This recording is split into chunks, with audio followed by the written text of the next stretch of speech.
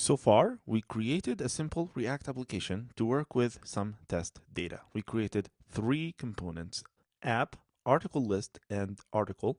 And we talked a little bit about the components' responsibilities and how to decide on what data elements and behavior elements to pass down the components tree.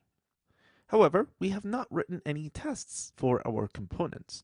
We've been testing things manually. And in the next few clips, we're going to make some changes here. So without having any tests to confirm that the changes are not going to break things, we will be in the dark.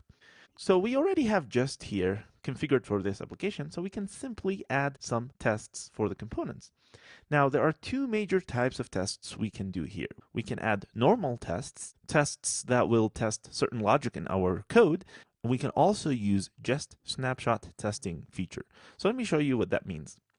Under the components folder, let's add the just tests folder.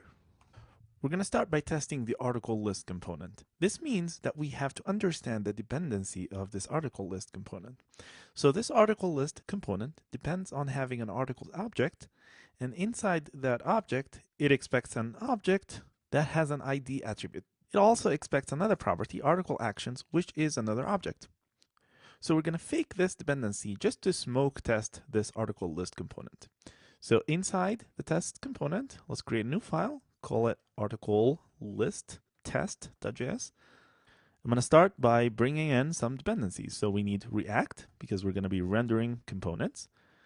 We also need the component that we're testing. So we're going to bring in the article list component from up one level article list because now we're in the tests directory. We're going to also bring in the React test renderer. So import renderer from the React test renderer library. This is the library we're going to use to create the React components snapshots. So we'll bring in this as a dependency. So --div. And now we can test. So in here, again, we need to bring in the test syntax. So we're going to describe the article list component. And in here, we want to make sure that it renders correctly. Inside the test, we use the renderer. So we do renderer.create the article list component. Let me actually show you how that looks like. So let's just render a div. And let's put this in a variable, call this variable element. And I'm just going to console log that variable. Let's run jest. Now we're seeing this variable right here. It's a React test instance. So this is the actual instance of the element, and it has a lot of information that I don't really need for the test. So there's one thing we can do is we can convert this to JSON. So if we do JSON, it would give me the actual object representation of that element. So this is much better. This is a lot easier to test. And when we start rendering nested elements, they all going to be inside this children property. So this is practically a tree. So now let's go back to rendering our article list. And again, I need to pass in all the dependencies of this article list. So we figured out that this article list depends on an articles object, and it also expects an article actions object as well. So we need to fake those for the article list. And doing that is really simple. Let's have an object here, call this test props, and it will have articles. And in here, we'll just have some test data. So I'm going to do two articles, one article A and another article B. And I'll pass these articles as test props to the article list. Now, every article object is required to have an ID attribute. So let's make sure that we have an ID attribute here as well. And then the other thing that the article list expects is an article action object, which has many things. Now, this is going to be a full render, so it will actually render the article components and invoke everything inside the article components. So I need to pass in an actual lookup author here for the author component to look it up. Now we can just use a mock. Instead of an actual lookup author function here, we can just do just.fn. This will give me a mockup function. And since the author component expects the lookup author function to return an object, we will return a fake object. So in here, the default implementation is going to be just a fake object, just like that. And now we can pass these test properties to the article list component. So we'll just spread them here. And this will render the article list component. In fact, let's take a look. Fix this typo. And it's also this here. Now we're seeing the tree. So we've got type, props, children.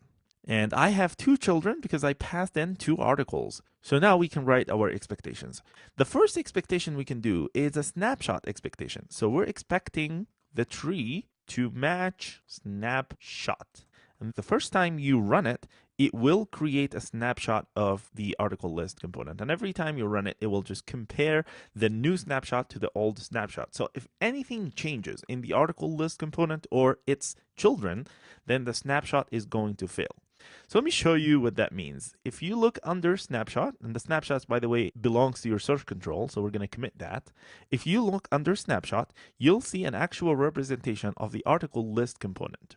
Let's see how valuable that is. Let's say that after having this snapshot here, we went to this article list component and we want to start refactoring things. So instead of passing an article as an object, we're going to go ahead and spread this article.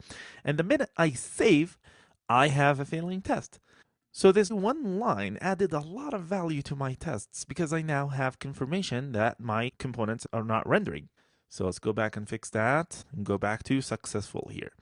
Now, sometimes you'll change your component and the change will be valid. For example, let's go to article and go to the styles here and maybe change the date to be 08 instead of 085. This is a valid change. I am actually changing the markup of my components. So this will cause the snapshot to fail, but it will give you the exact difference of what's going on. So the font size was 8.5 and now it's 8. Do you want this to be the new snapshot? Do you want to consider this as a valid change and update the snapshot that we have on file? And if you do, you can just hit the U button, and the U button is going to update the snapshot. So now the snapshot has the 8 value instead of the 8.5 value. So this snapshot testing is a quick thing you can do for every component really, and have a validation that the component is rendering as the previous time you rendered it. So I encourage you to always do snapshot for all the components, but snapshot is not the only thing we can test, right? We have the tree itself and we have our code that we need to test. Now, it's very important that you pick the right things to test. For example, this part here is my own code. I'm here mapping an array of articles into an array of article components. So that's a thing I should test. I should test that the children of this article list component corresponds to whatever object I pass in. So since I passed in an object with 2 records, I should test that the component outputs 2 children. And that's really easy since I have this children attribute on the tree. So I can do something like expect the tree.children.length to be 2. And that's it. Now I have an extra test that confirms the mapping operation that I just did in the article list component.